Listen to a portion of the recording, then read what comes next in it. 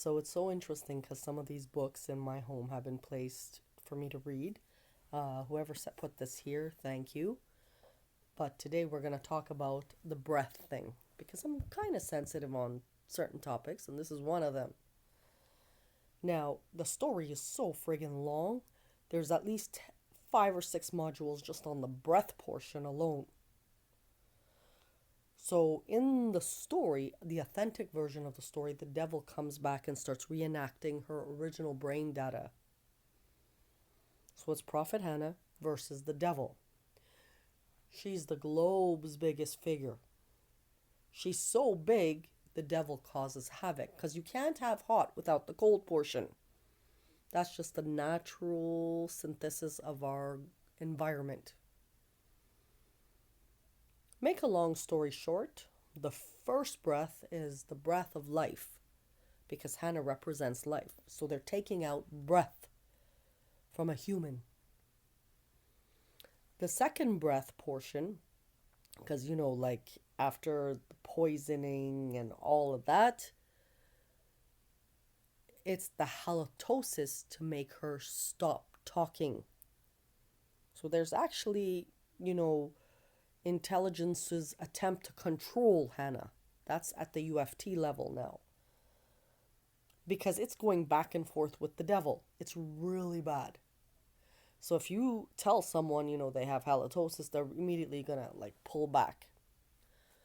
The third time the breath comes into the picture is Hannah actually, after the poisoning, needs 10 cloves of garlic, pomegranate juice, all of that to kind of, remedy, or ginger, turmeric, anything stinky like that to kind of remedy the poison. That's another module. The fourth module now is them using AI for marketing. Hey, this is the devil now. Let's make it so that when she's around someone, she smells like a piece of garlic. And from head to toe, she's stinking garlic. They didn't realize Hannah spent 15 grand on her teeth. She's really, really anal. She would tell blacks in poorer areas at that time, years ago. Remember, she's much older. This is the civil rights era. Do what you gotta do, but fill your teeth in. Go to the student dentistries. She's counseling blacks to do that. Or whoever. Why was teeth so important to Hannah that she would invest 15 grand into her mouth? It was important because her grandmother's sister died of a tooth decay back then, which was very, very common.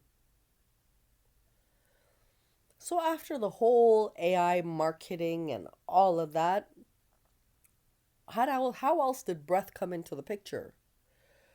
When they found out her heritage is Han, HAN, that's an empire out of China, and this is a blonde woman now, raised by blacks.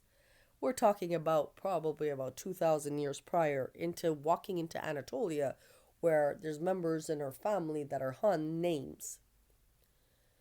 Very interesting story. The question of breath came out again. The dragon's breath she carries. So she wrote a journal on it.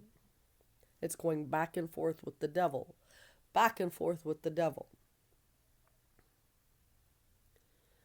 And very recently, after the death scenario, medicals would have to come in when she was sleeping and they would kiss her on the forehead. This woman died. She's sleeping. And her mouth is open. That would be the breath story. The breath of death. It's really gruesome because she's in a coma. If there's anything more embarrassing than that, I don't know what it is. But you gotta get that out of your system. I think there's one other module on breath, probably. The devil's people now, Illuminati, again, to make her shut up, to block her from not talking, created a wound in her stomach. It was really ugly. It's going back and forth, back and forth, back and forth.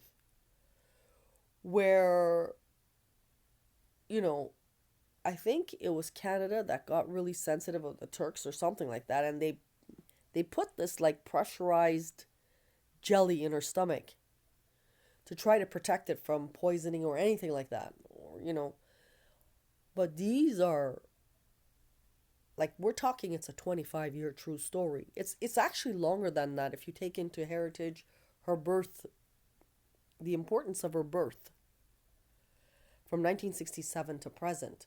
But at least you get a chance to see the real.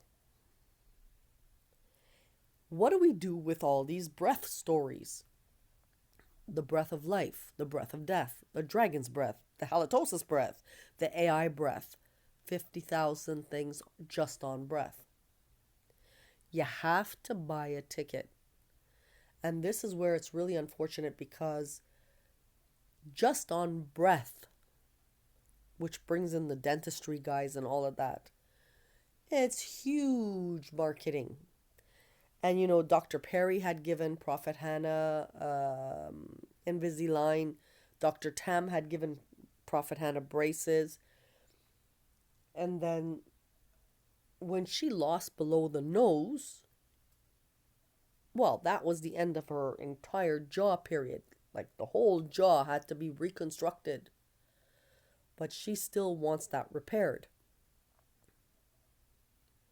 It goes back to the breath of life. You're fighting for life. The breath of life. So all these things are over an extended period of time. And, it's a very interesting, true story. So I'm trying to think of anything possibly else. Then it became the joke. Hanna talking to intelligence. If you go to jail, I would keep my ass dirty. So if I bend down to pick up soap, no one's going to take a dip. If there's Jack the Rippers in the vicinity, and these are like weaponry guys, you don't want to mess with them. I'm going to make sure I stink from head to toe, and it keeps these people away, right? Act all fucked up and shit. And then all you can hear is intelligence saying, please tell me she's not a prophet. God. But it's based off a true story, and it is what it is. Another entry.